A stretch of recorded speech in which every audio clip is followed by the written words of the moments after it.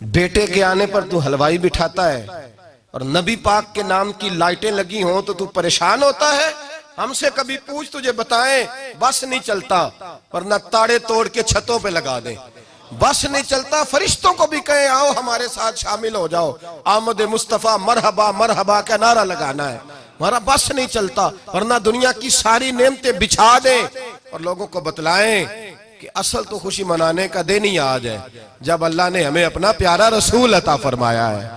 और हमारे इमाम, तू कहता है मिलाद ना कर, हमारे इमाम ने तो कहा हशर तक डालेंगे हम, हशर तक। ये 2-4 दिन का तो प्रोग्राम ही नहीं हमारा, हशर तक डालेंगे हम पैदाइशे मौला की धूम और मिसले फारस नजद के कले गिराते जाएंगे। खाक हो जाए अदु जलकर मगर हम तो रजा, दम में जब तक दम है जिक्र उनका सुनाते जाएंगे।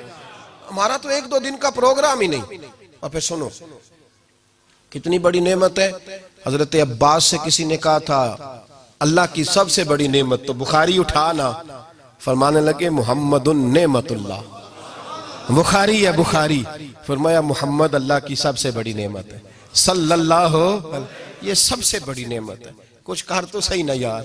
एक मुझे कहने लगा नहीं वो 9 रबीउल अव्वल को आए थे, तो मैंने कहा 9 को मिलाद मनाओ, कोई मसला नहीं, 9 को मिलाद मनाओ, कोई मसला ही नहीं, हम तो सारा साल मनाते, बस 9 को मनाओ ना भाई। कौन कहता है ईद नहीं हम कहते। मैंने कहा चलो जश्न मिलाद कह लिया करो, किसी तरफ आओ तो सही ना भाई, जश्न मिलाद ही कह लो।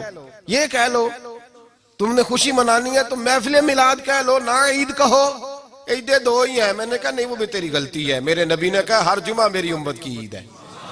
और कुरान पाक पढ़, कुरान पाक पढ़। हजरत ईसा कहते थे या अल्लाह जब तू मन्नो सलवा नाजिल करेगा वो दिन हमारे लिए ईद का दिन होगा। और सियासता पढ़, हजरत उमर कहा करते थे जिस दिन दीन मुकम्मल हुआ यौम अकमलतु लकुम, ये आयतें नाजिल हुई तो फरमाया वो दिन हमारे लिए ईद का दिन था। यहूदी हमें कहते थे ये आयतें हम पे आती तो हम ईद मनाते, ये भी तेरी गलती है कि ईदें 2 ही हैं।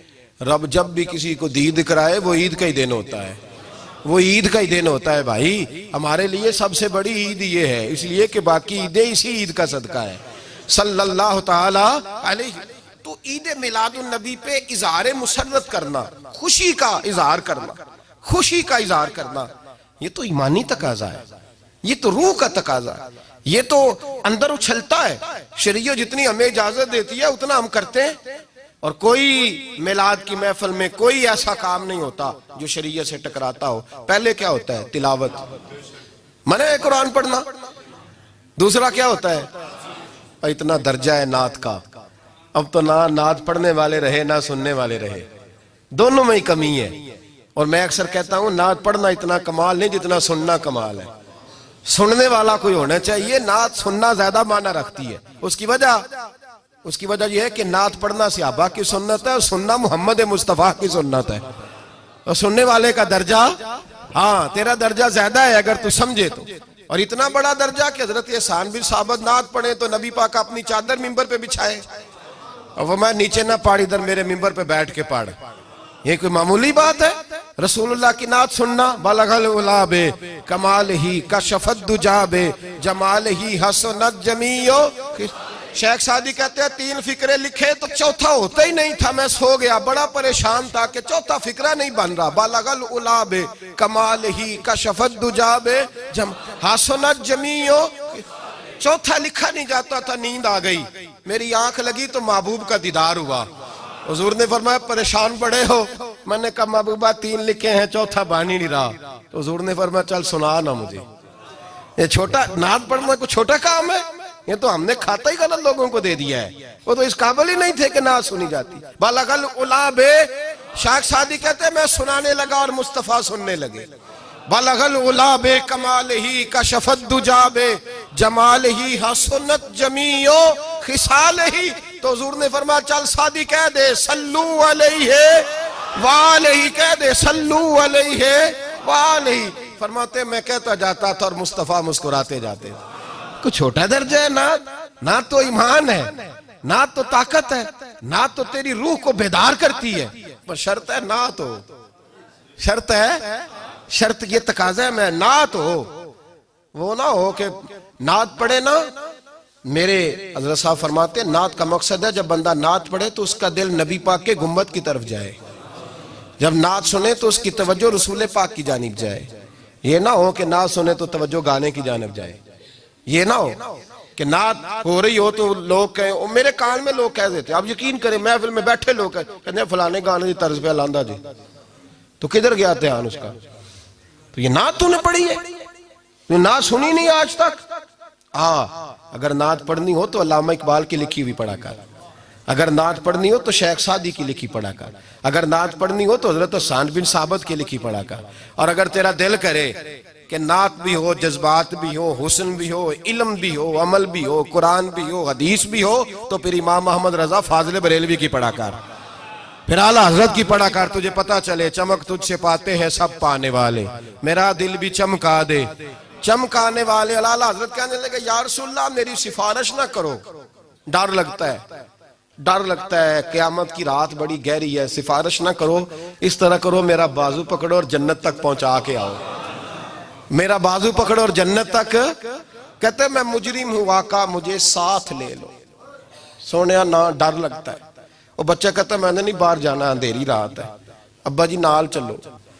तो बिला मिसाल बिला तशबीह सिर्फ समझाने के लिए, किसी कोई बड़ा साथ हो तो डर नहीं लगता। तो ये नात है ना, चमक तुझसे पाते हैं सब पाने वाले, मेरा दिल भी चमका दे चमकाने वाले। कहते हैं या रसूलल्लाह महशर की रात बड़ी गहरी है, मैं मुजरिम हूं आका मुझे साथ ले लो कि रस्ते में हैं जा बजा थाने वाले। सोने जुर्म करके आया हूं और पकड़ा ना जाऊं कहीं, मेहरबानी कर मुझे पर्दों में छुपा ले, मुझे मुदस्सर और मुजम्मल की चादर के नीचे कर ले, मैं मुजरिम हूं आका मुझे साथ ले लो कि रस्ते में हैं जा बजा थाने वाले। और फिर तड़प उठे, कहने लगे कोई ये ना समझे वो चले गए, तू जिंदा है वल्लाह, तू जिंदा है वल्लाह, मेरी चश्मे आलम से छुप जाने वाले, मेरी चश्मे आलम से छुप जाने। तो भाई नात हो, नात जो उसका मेयार हो, उस मेयार की नात हो। ये कोई तरीका नहीं कि दो बंदे दाफ लेके आ गए, चार उसके साथ नात खां साहब आए, नमाज घर पढ़ आए, घर जाके दोबारा पढ़ेंगे। और मैं बात अभी अर्ज करूंगा, मुझे ये मजमून मुकम्मल करने दे, फिर तकाज़ों पे आता हूँ। महफिल मिलाद तो रसूलुल्लाह के आने का शुक्र है। कुल बिफज़लिल्लाहि व बिरहमतिही फबिज़ालिका फलयफ़रहू। महबूब कह दे जब फजल मिले, रहमत मिले तो फिर इन्हें चाहिए कि खुशी बनाए। महफिल मिलाद, और भाई ये ना कहा करके ये पैसे गरीब को दे, मिस्कीन को दे। महफिल मिलाद में बात गरीब की होती है। हम बताते हैं कि ये वो दिन है जिस दिन आके मेरे नबी ने बेवा की बात की है, गरीब मिस्कीन लाचार गरीब की बात की। ये महफिल मिलाद गरीबों के जलसे का नाम है। आला हज़रत फरमाते हैं हम गरीबों के आका पे बेहद दुरूद, हम फकीरों की सरवत पे लाखों सलाम। ये मिलाद गरीबों मिस्कीनों यतीमों बेवाओं के नाम का जलसा है। शिकवा है मुझे उस जलसे से। जलसा तो मिलाद का हो पर सदारत चौधरी कर रहा हो, सदारत मालदार कर रहा हो, वडेरा कर रहा हो, कोई जरूरत नहीं। जलसा मिलाद का हो तो सदारत किसी गरीब को करनी चाहिए, माड़े को करनी चाहिए। वरना जरूरत क्या है, जो हुजूर के मिलाद में आए हैं वो सारे मेहमाने खुसूसी है, कोई अर्ज नहीं, कुछ नहीं होने लगा, कोई नहीं खा जाता। छोड़े इस चीज से बाहर आए तो ये तो शुक्र है। और ये तज़किरे जितने मिलाद के तज़किरे होंगे उतनी गरीबों की बात होगी, उतनी इस्लाम की रूह की बात होगी, बेवा की बात होगी। और सहाबा तो उस दौर में लोग कहते हैं सहाबा मिलाद करते थे।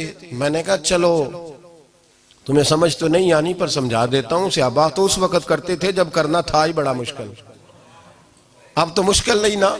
सहाबा तो तब करते थे जब किया जा सकता ही नहीं, बड़ा मुश्किल। सुनो सुनो, इब्ने शाम उठा के देखो, सीरत की किताबें पढ़ो। नबी पाक सल्लल्लाहु अलैहि वसल्लम के सहाबा कुरैश मक्का के जुल्म और सितम से तंग आ गए। हुजूर ने बाज मजबूरों बेकसों को इजाजत दे दी हबशा हिजरत कर दे। हबशा चले गए। हबशा जब पहुंचे तो उनमें हजरत जाफर तैयार भी थे, हजरत अली के भाई, और एक गिरोह था पूरा सहाबा का जो हबशा गया। कुरैश मक्का ने वहां पर भी आराम से ना बैठने दिया।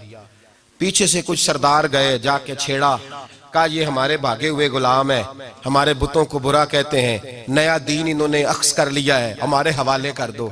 हजरत जाफर तैयार कहते हैं नजाशी बादशाह ने हमें बुलाया कुछ लोग मेरे दोस्त मशवरा देने लगे जरा हल्की फुल्की बात करना।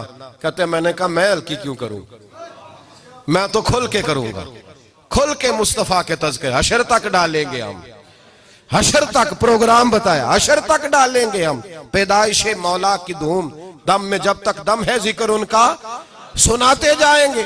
फरमाया मैं हल्की बात नहीं। हजरत जाफर ने नजाशी बादशाह के दरबार में खड़े हुए, इस्लाम की गुर्बतों का आलम, गुर्बतों का, अभी मक्के में रहने को जगह नहीं, मक्के वाले सताते, मदीने हिजरत हुई नहीं, हबशा गए तो वहां पहले ही काफिर पीछे पहुंच गए। इतने कठिन हालात, इतने बुरे और कड़े वक्त में नजाशी के दरबार में जब नजाशी बादशाह ने जनाब जाफर से पूछा कि ये कहते हैं तुमने दीन बदल लिया है, तुम बागी हो गए हो, नए रास्ते पे लागो हो, बताओ। तो हजरत जाफर तैयार ने नजाशी के बादशाह में वही बातें की जो हम महफिल मिलाद में करते हैं, वही जुमले, वही मिलाद का वही सारा पस मंजर। हजरत जाफर तैयार बोल पड़े, फरमाने लगे नजाशी हम तो बेटियां जिंदा दफन कर देते थे। नजाश, यही बातें होती है ना महफिल मिलाद, हम बेटियां दफन करते थे, किसी का औरत का खामद मर जाता तो उस औरत को भी साथ दफन होना पड़ता, उसकी जिंदगी मुर्दे जैसी कर दी जाती, बहनों पे जुल्म होता था, बेटियों को जायदाद में हिस्सा नहीं मिलता था। ए नजाशी हमारे यहाँ गरीब पिसा करता था, यतीम पिसा करता था, मजबूरियां थी, परेशानियां थी, दुख ही दुख, आजमाइशें ही आजमाइशें। बस फिर अल्लाह ने हमें अपना रसूल अता फरमा दिया, फिर अल्लाह ने हमें अपना रसूल अता फरमा दिया, वो अपने पराये का गम खाने वाला, मुरादें गरीबों की बर लाने वाला, मुसीबत में गैरों के काम आने वाला। अल्लाह ने हमें रसूल दिया, फरमाया बस हम उसके झंडे तले जमा हो गए और हम इनके बुतों को नहीं मानते, रसूलुल्लाह सल्लल्लाहु अलैहि वसल्लम की बात को मानते, एक खुदा की इबादत। तो सहाबा तो वो बातें उस आलम में क्या करते जब कहना बड़ा मुश्किल था, उन्होंने वही मिलाद की बातें जो हमारे यहाँ होती हैं, यही होती है ना मिलाद की बात। एक साहब शिकवा करने लगे, कहने लगे थी मौलवी हर महफिल मिलाद में यही बताते हैं बेटियां जिंदा दफन होती थी, फलां होता, अब बदल लेना चाहिए। तो मैंने कहा जब बातें हैं ये तो बदली कैसे जाए, बातें हैं ये जो हर साल महफिल बाद में दोहराया जाता है तो बताया जाता है कि अभी भी बेटी के आने पर परेशान ना होना।